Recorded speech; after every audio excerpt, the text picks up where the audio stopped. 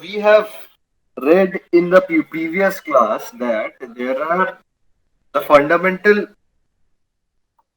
things which make up elements or compounds or any substance that we have. Those are called atoms, right? Now, structure of atoms, as we know, it's like there is one central nucleus and there are orbits. We have learned in the periodic table that there are orbits surrounding the nucleus in which there are electrons, right? So this is an atom. Now, what is chemical bonding? Chemical bonding means the these atoms. Acha. So we know about the electronic configuration. How do we write the electronic configuration? It's like for electronic configuration.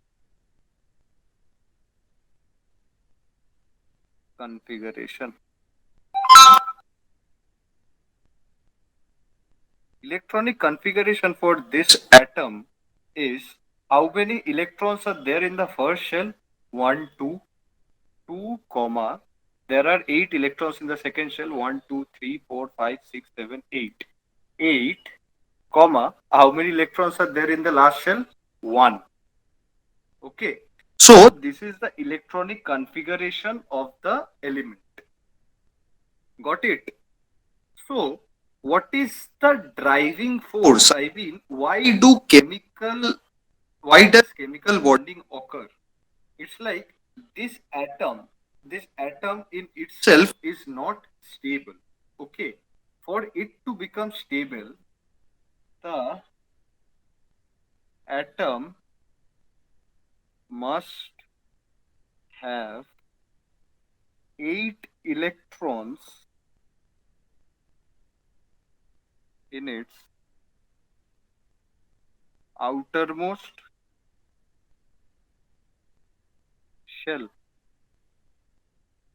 Got it? How many electrons are there in the outermost shell of this atom? Vibha, tell me.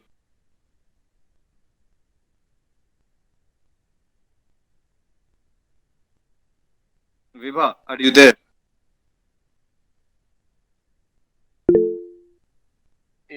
No. This atom has one electron in its outermost shell, not 8. Okay, this atom has 8 electrons in its outermost shell. So, sorry, one electron in its outermost shell. So, to attain stability, it has to have 8 electrons. This rule, this is known as octet state. Octet means 8. Got it? Only in case of hydrogen or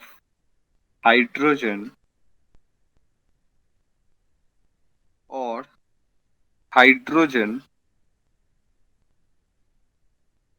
like atoms,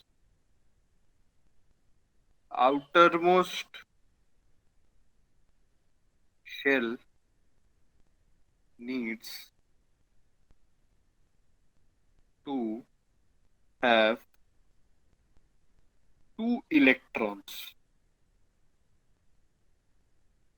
known as duplet state.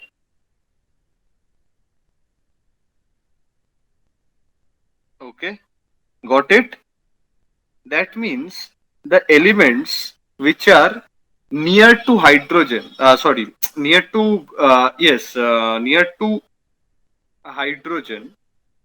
For example, we know we will write it as hydrogen, helium, lithium, beryllium, boron, carbon, nitrogen, oxygen, chlorine, neon. Okay. Hydrogen has configuration of 1, helium has configuration of 2, lithium has configuration of 2 1, beryllium has configuration of 2 2, boron has configuration of 2 5, carbon has 2 6. It's like it goes on and on, right? It's like going on like this. So, see, hy- for hydrogen, it's like hydrogen, yeah, in only in case of hydrogen, no, this is helium. So sorry, helium has 2 electrons. Okay, helium has 2 electrons in the shell, and it is stable. Other than helium and neon, configuration of neon is 2,8, and this is also stable. That means these are helium and neon. These are noble gases, right, Viva? You know, noble gases. We learnt in the periodic table last time. Bridge elements, yeah, bridge group elements, noble gases. They do not react. Why don't they react? Because they are stable. Because all noble gases like helium, neon, argon, krypton, xenon, radon. Okay, these are all have stable electronic configurations.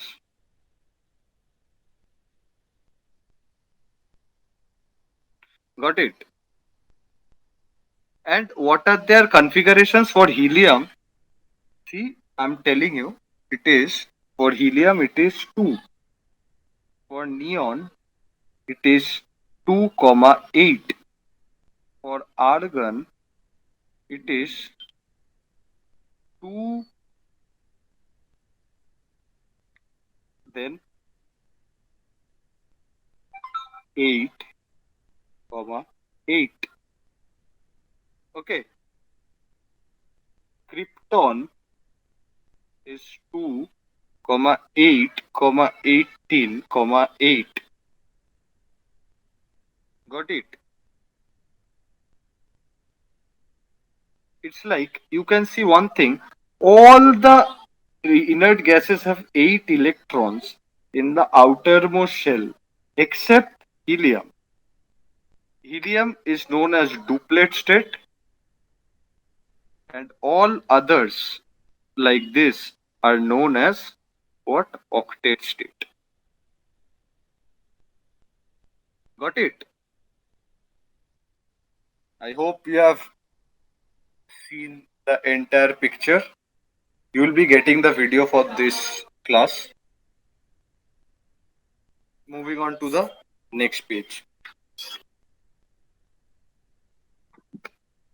So it's like you can see all the noble gases which are stable, which do not react, are having an electronic configuration, outer electronic configuration of 8 electrons, or in case of helium, it is 2 electrons.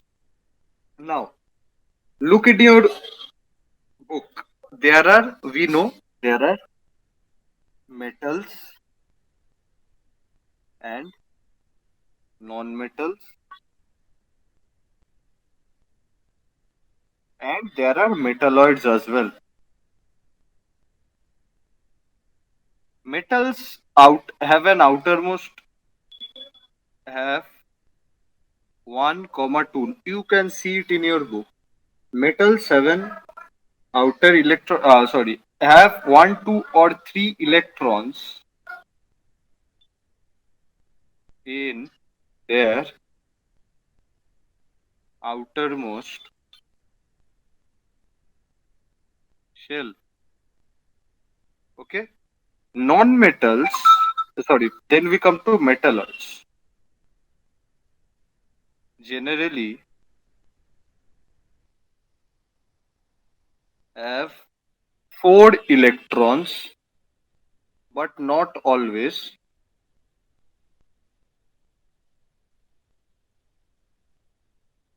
Just give me a moment, okay?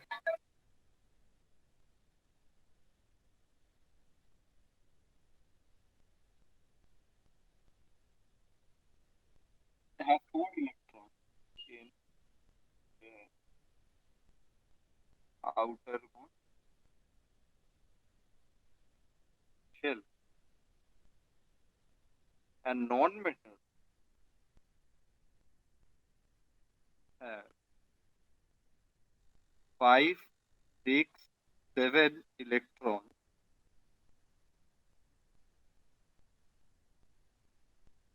in their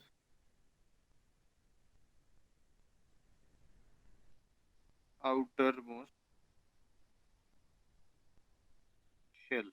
Is it too dirty? Can you understand the writing?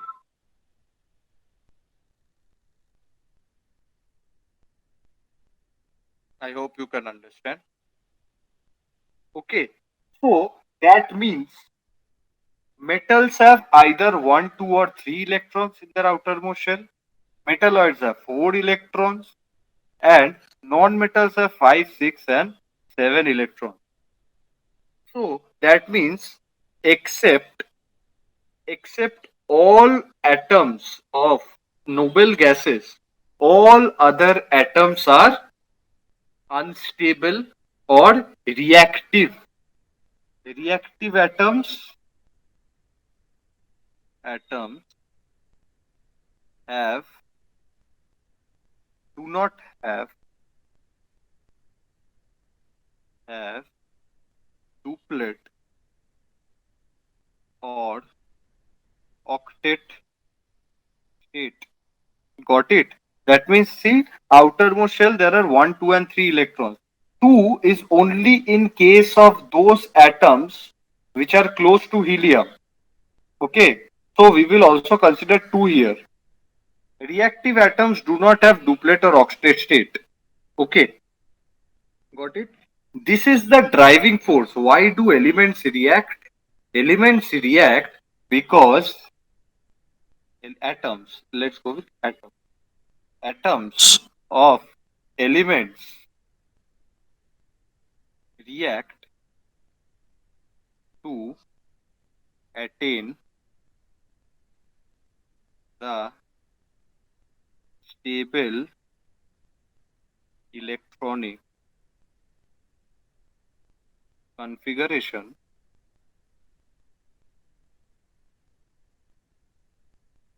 of stable electronic configuration which is either a duplet state or octet of the nearest noble gas. Understood? Vibha, that means for hydrogen, electronic configuration is 1. But the nearest noble gas to hydrogen is helium, which is 2. Okay. So hydrogen can take up one electron to give a configuration of 2, and then it will form an H minus ion.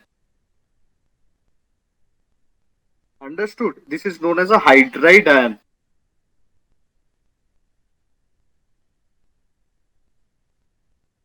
And this is stable because it has achieved the duplet state. Understood? And this H minus atom will take part in the reaction to form compounds. Okay, so now we have understood why, I mean, what happens when, I mean, why do the elements react to obtain the stable duplet or octet configuration of the nearest noble gas. Okay, in the periodic table, if we see the nearest noble gas of chlorine, for example, if we take chlorine, okay, Nearest noble gas of chlorine is neon. Okay. Sorry. It's chlorine, not it's fluorine. We will take as fluorine. Okay. So fluorine has an electronic configuration of 2, 7. However, neon has an electronic configuration of 2, 8. This is stable. Okay. But fluorine is unstable. It is unstable. So to get stability, this 7 electron has to be this 7 electron has to be made 8. So what will fluorine do? Fluorine will take an electron and it will convert to F minus, which is a fluoride ion, and it is stable. And fluoride ion has a configuration of 2, 8, which is octet. Understood, Viva? Why do atoms react to form ions? Do you understand? Viva, are you there? Okay. So now, if you look at your book, there are how are bonds formed? What are the types? Basically, types of bonds.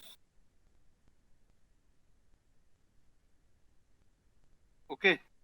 It is given in the book, you can see. Number one is by the transfer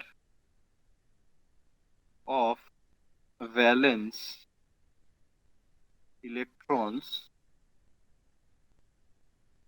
from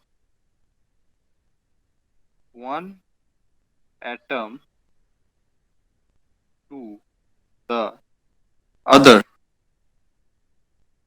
Okay,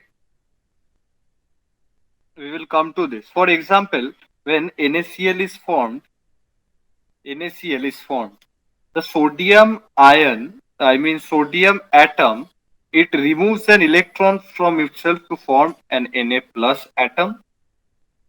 This electron is taken up by a chlorine, okay, and it becomes Cl minus. Now this NaCl together combine to give NaCl. A sodium atom, it is a metal, right? Sodium atom has an electronic configuration of 2, 8, 1. Chlorine has a electronic configuration of 2, 8, 7. Outermost electrons are so in sodium it is 1 and in chlorine it is 7. Now they will have to bond. Okay. Now the bond formation should be such that both of these elements have 8 electrons in their outermost shell. For chlorine it is 7. If it takes this electron from sodium, then means the configuration of sodium will become 2, 8 and of chlorine it will become 2, 8, 8. So both have 8 electrons in the outermost shell now, and 2, 8 is the configuration of Na plus, and 2, 8, 8 is the configuration of Cl minus. Now Na plus and Cl minus form NaCl. Now here it was written the transfer of valence electrons.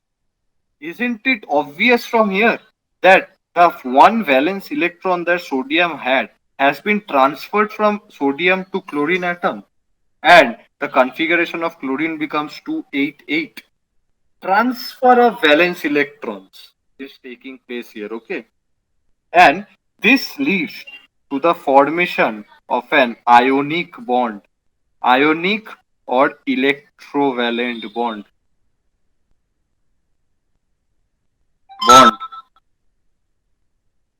Got it? Why ionic? Because ions like Na plus and Cl minus ions have to be formed for the formation of NaCl. And NaCl is being bound by this positive and negatively charged, oppositely charged ions attract each other, due to which ionic bond is formed. Got it? Isn't it very obvious? Okay. This was what an ionic bond is. It is formed by the transfer of electron from the metallic atom to the non-metallic atom. Now, we will come to the second point, which is by sharing, it's given in your book, electrons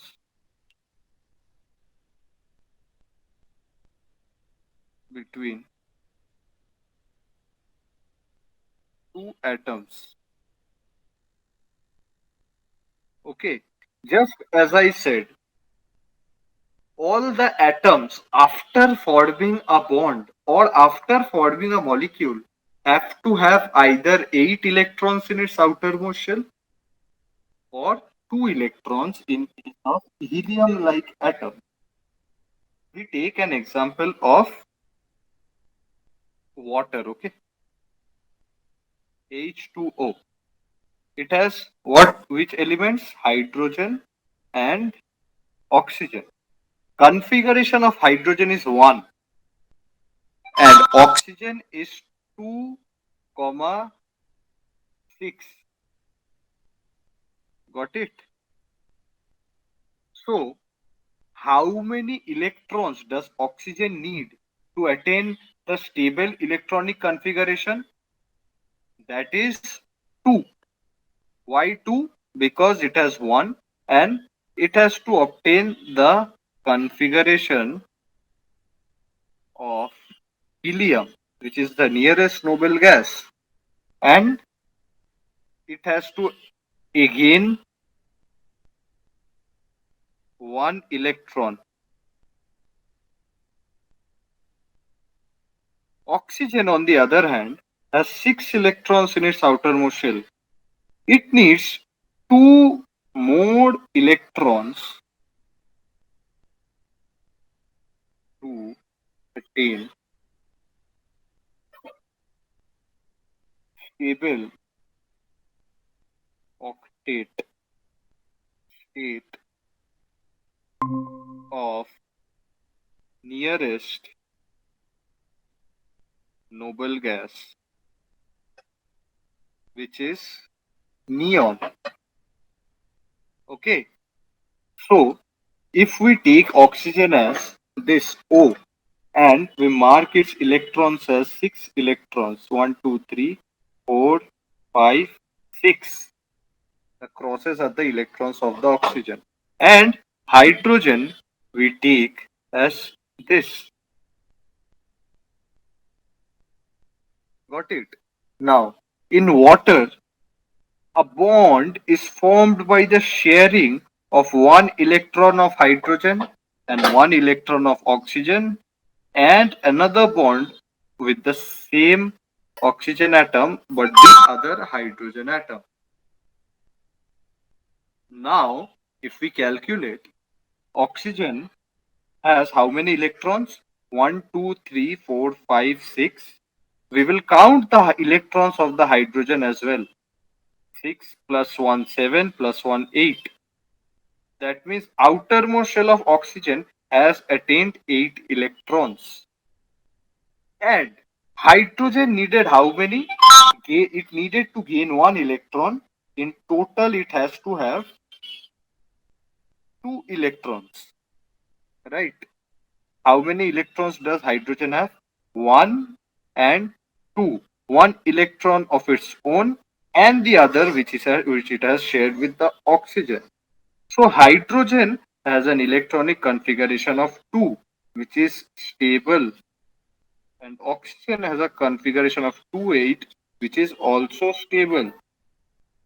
That means oxygen binds with two atoms of hydrogen to form stable water. And this bond, which has been formed by the sharing of electrons, this bond is known as a covalent bond. Covalent bond. Okay. So this is a covalent bond. See? Oxygen has 8 electrons in its outermost shell. Hydrogen has 2 electrons in its outermost shell. Got it? And this water is formed by the sharing of electrons. Hence, it is called a covalent compound. It is called a covalent compound because it has covalent bonds in itself. Do you understand? Okay. So we see two methods of bond formation. One is electron transfer, which leads to the formation of ionic bond, and another one is the sharing of electrons, which leads to the formation of covalent bond and covalent compounds. Okay. So, lastly, we will come to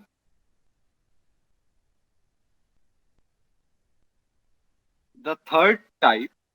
We have first time we learned about the transfer of electrons. The second case was when two atoms are sharing their electrons for forming a covalent bond.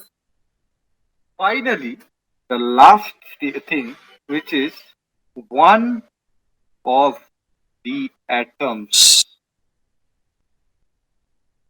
shares a pair of electrons only. That means only one of the two atoms which is forming the molecule or ion or radical, whatever it is, only one of them is sharing. Got it? For example, we will take as NH4 plus ammonium ion. How is ammonium ion formed? We have a nitrogen atom. Nitrogen has an electronic configuration of 2, 5. Hydrogen, we already know it has a configuration of 1. So, nitrogen needs how many electrons? 3 electrons needed to get to 8. And oxygen needs 1 electron. Got it? So, nitrogen has how many electrons in its outermost shell? 5 electrons. So, let us mark the 5 electrons. 1, 2, 3, 4, 5. Got it? Hydrogen has 1 electron.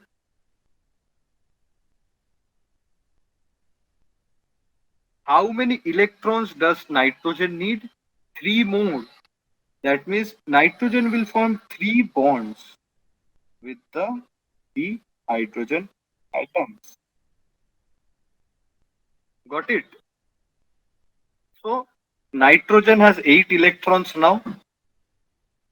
Hydrogen has 2 electrons, 1, 2, 1, 2, 1, 2. All 3 hydrogens have 2 electrons each. Nitrogen has 1, 2, 3, 4, 5, 6, 7, 8 electrons. Now we are talking about NH4 plus. Okay. So there has to be one more H plus ion. Now, do we see these 2 electrons that are left on nitrogen? Nitrogen shares both of these electrons with this H plus. And the bond becomes like this.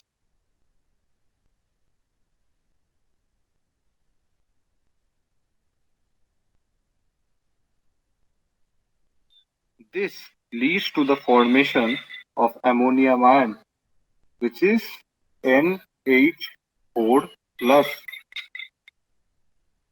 Can we see in nitrogen 1, 2, 3, 4, 5, 6, 7, 8, 8 electrons in nitrogen, and all of this hydrogen, even the H plus, will have these two electrons because nitrogen is donating both of these electrons to H plus, and all these other hydrogen atoms also have two electrons because they have shared an electron with the nitrogen, which is 1, 2, 1, 2, and this 1, 2.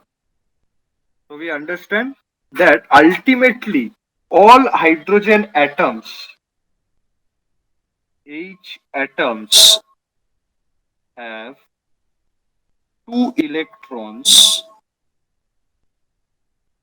in their outermost shell, and N atom has 8 electrons in its outermost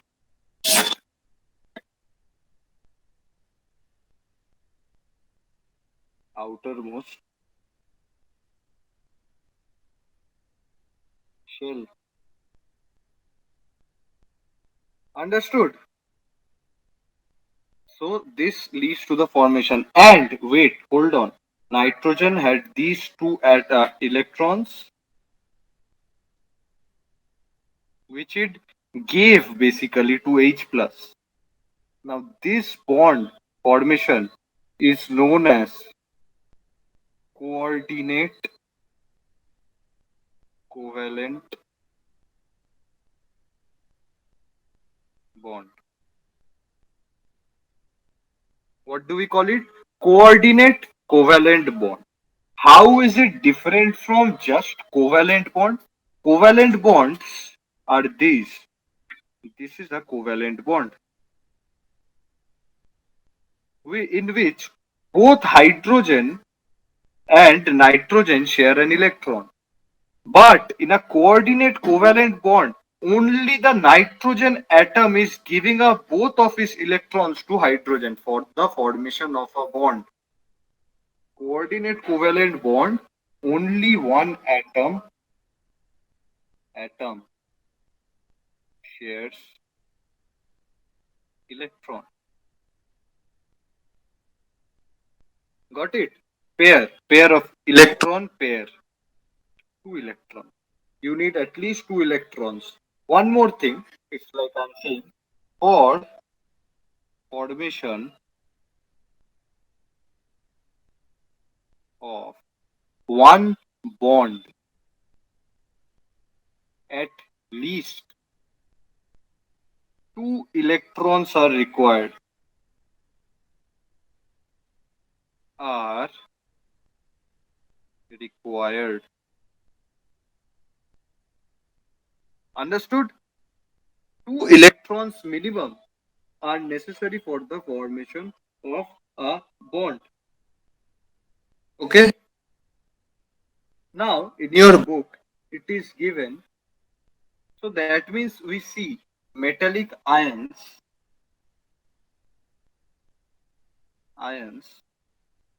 lose electrons, form cations, and then form ionic bonds / ionic compounds. Got it? These are for metallic ions. Non-metallic ions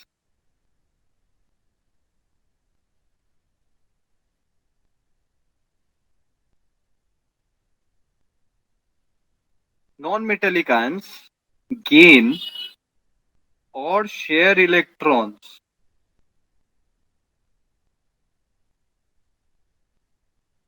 Similarly, when they gain, they form anions or negatively charged ions. Then form ionic or covalent bonds. If they gain electrons, they form ionic bonds.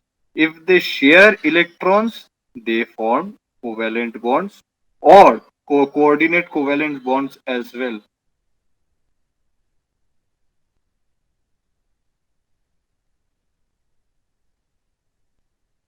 Got it? So metallic ions and non-metallic ions. Okay, got it? So formation of ions is necessary for ionic compounds and covalent bond formation is necessary for formation of covalent compound. Am I clear? So it's like we have your definition of ions in your book. Okay, please, Viva, page number 24, I guess. Have you found the definition of metallic atom, non-metallic atom, and ions? Please respond. So, finally, for today's lesson, we will come to the differences between atoms and ions.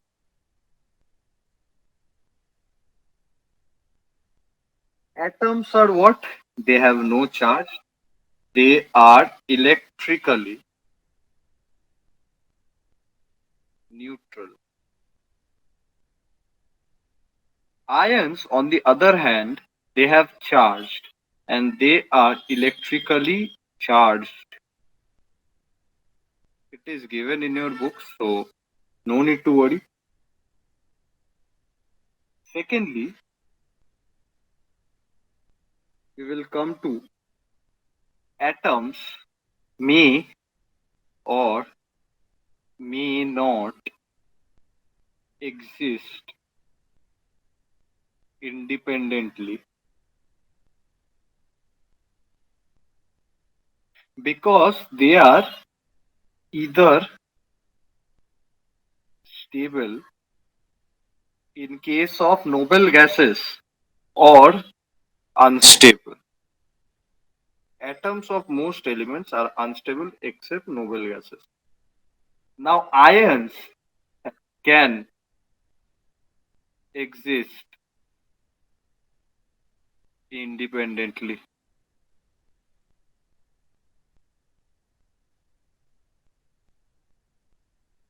Independently, and they are more stable than atoms. Got it? Last, not the least, atoms generally do not have stable outermost electronic configuration.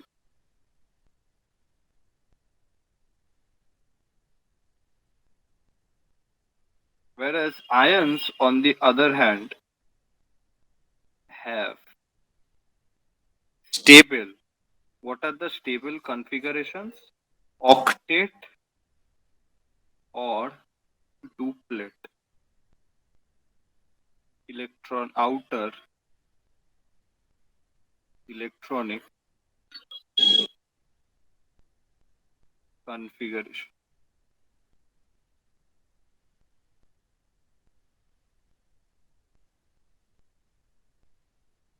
It is given in your book, so no worries.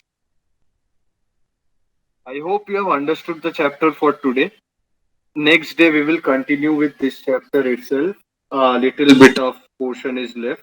A little examples rather of ionic covalent and coordinate covalent compounds is left. We will do that next day. So That's it for today.